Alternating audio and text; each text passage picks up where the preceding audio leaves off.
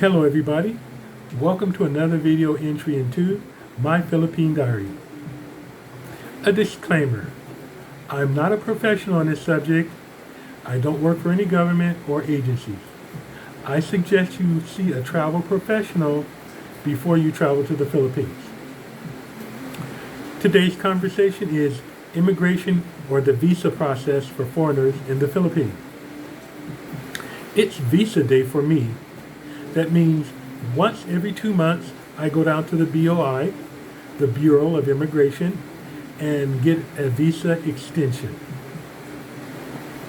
When someone comes to the Philippines, they don't initially need a visa.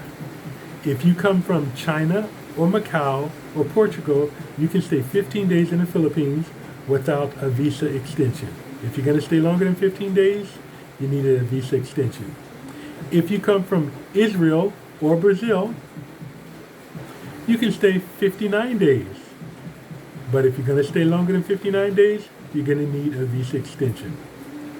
If you come from most any other country, you have 30 days. If you're going to stay more than 30 days, you need a visa extension. Those visa extensions are usually for no more than 60 days. You can get them 2 months at a time.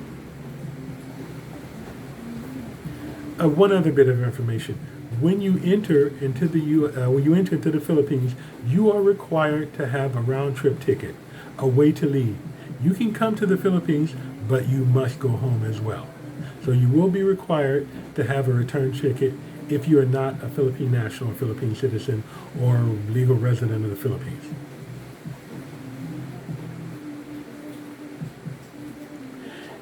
You generally qualify one of 4 visas when you come to the Philippines. There are many, many more visas, but the 4 are the 4 most typical that you would qualify for it. That would be a 9A visa. That's the typical tourist visa for pleasure, basically, or a little business or health reasons. Maybe you come down to get your tooth done or something. A 13A visa. That's a visa for someone who is married to a Philippine citizen. Generally speaking, that visa lasts the duration of your marriage, which should be forever because divorces are hard to come across here in the Philippines.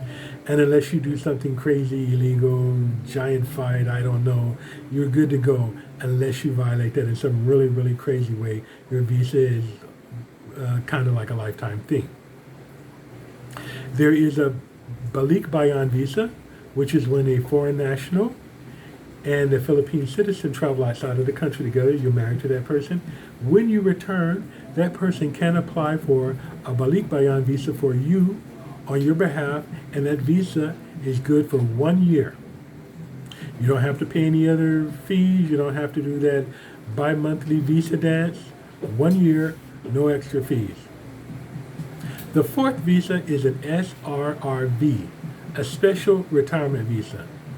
There are many variations on this visa, but what they all have in common is you must deposit a large sum of money, around $20,000, in a certified Philippine bank, or invest that money, like you can buy a condo with it or something, and you must be at least 35 years of age.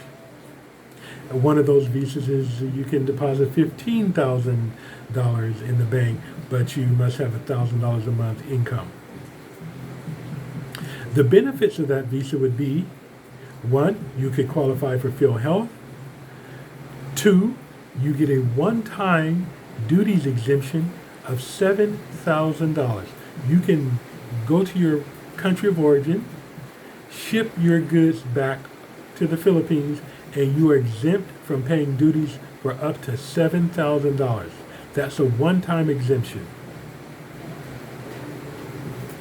And the 3rd benefit is you don't have to do the ACR card dance, the visa dance, where you go down every 2 months.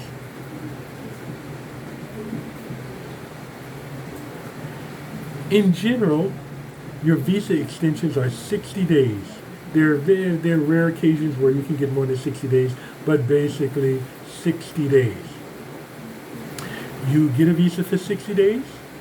Right before that visa expires, you go down and get another visa for 60 days.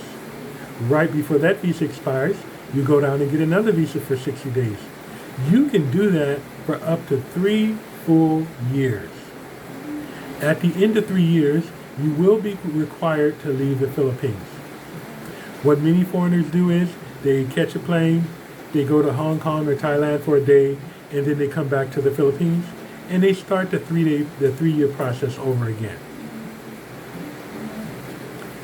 Once you have been in the Philippines for 60 days, you will be required to get an ACR card if you want to stay longer. An ACR card is a tourist identification card for a tourist who's going to be here long term. Long term is at least 60 days. The cost of that card, generally speaking, is 3,000 pesos or 60 US dollars. That's in addition to your bi-monthly visa extension fees, which are 4,000 pesos or 80 US dollars. That's an average of $40 a month for visas to stay in the Philippines.